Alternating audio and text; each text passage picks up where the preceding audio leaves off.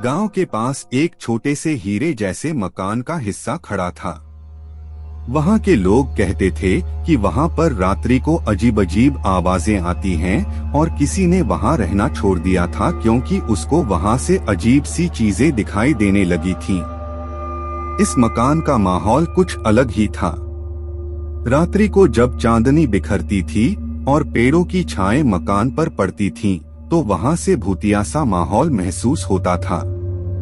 गांव वाले बताते थे कि रात्रि के समय वहां से तेज आवाजें आती थीं, जैसे कोई रो रहा हो या चीख रहा हो। गांव का सबसे बड़ा डरिंदा था राजू, जो कि गांव के पास ही रहता था। वह एक होशियार लड़का था और किसी भी चीज से डरता नहीं था। उसने अपने दोस्तों को बताया कि वह वहां जाकर रात बिताएगा और कोई भूत प्रेत उसे कुछ नहीं कर सकते। एक रात जब चांदनी की किरणें मकान को रौनक में ढाल रही थीं, राजू ने अपने दोस्तों को साथ लेकर मकान की ओर बढ़ा। मकान की दरवाजे पर एक पुरानी कड़ी बंद थी, जो धीरे धीरे खुल रही थी। राजू ने दरवाजे को खोला और अपने दोस्तों के साथ भीतर चला गया। मकान के अंदर की हवा ठंडी और अजीब सी थी। वहां के दीवारों पर अलग अलग रंगों की छवियां लगी थीं, जिससे महसूस होता था कि कहीं न कहीं कोई बड़ा राज छुपा हुआ है। राजू ने अपने दोस्तों से कहा, देखो यहाँ पर कोई भूत प्रेत नहीं है। यह सब बातें लोगों की मनोबल को गिराने के लिए हैं। वे सभी मकान में घूमते रहे और देखते रहे कि कहीं न कहीं कुछ अजीब होने वाला है। एक कमरे में एक पुराना पियानो खड़ा था और बिना किसी के स्पर्श के वह खुद बज रहा था।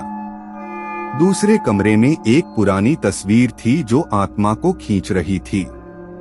रात्रि के अंत में जब वे सभी बाहर निकले तो वे एक अजीब सी छाया देखते हैं जो मकान की दीवार पर थी। छाया में कुछ लिखा हुआ था, जो यहाँ आता है वह सिर्फ एक राज जान सकता है। राजू को यह सब बहुत अजीब लगने लगा और उसने तय किया कि वह इस राज को जानेगा। उसने अपने दोस्तों को कहा, मैं यहाँ वापस आने का नाम करता हूँ और इस राज को सुलझाने का कारगर तरीका निकालूंगा। राजू ने अगले कुछ दिनों में बहुत सारे तंत्र मंत्र और जादू टोने की किताबें पढ़ी और एक अजीब सा राज खोज निकाला। उसे यह ज्ञात हुआ कि वहाँ पर एक बड़ा राज छुपा हुआ है, जो किसी को भी जीवन और मौत के बारे में सब कुछ बता सकता है।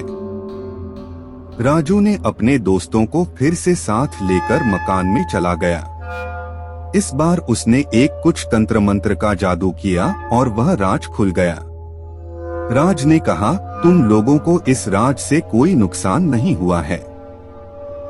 बस मुझसे एक वादा करो कि तुम इसे किसी को नहीं बताओगे। राजू ने राज से यह वादा किया और उसके दोस्तों के साथ वहां से बाहर निकल गया। वह बड़ा खुश था कि उसने वहां के राज को खोल लिया और उसे सुलझा लिया।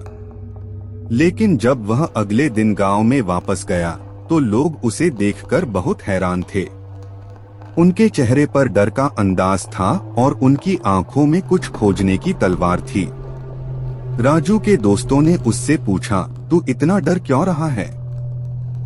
राजू ने उत्तर दिया, मैंने जो राज खोला था वह सिर्फ यह बताने के लिए था कि जो यहाँ आता है वह सिर्फ एक राज जान सकता है। और वह राज यह है कि इस गांव में कोई भी मकान भूतिया नहीं है, बल्कि लोगों की अजीब बातें हैं जो उन्हें डरा रही हैं। इसके बाद से गांव वाले मकान में जाने के लिए प्रेरित हो गए और वहां की रहस्यमयी बातों को सुलझा लिया। गांव में फिर से शांति और सुरक्षा का माहौल बन गया और उस मकान की भूतिया छाया भी गांव से गायब हो गई।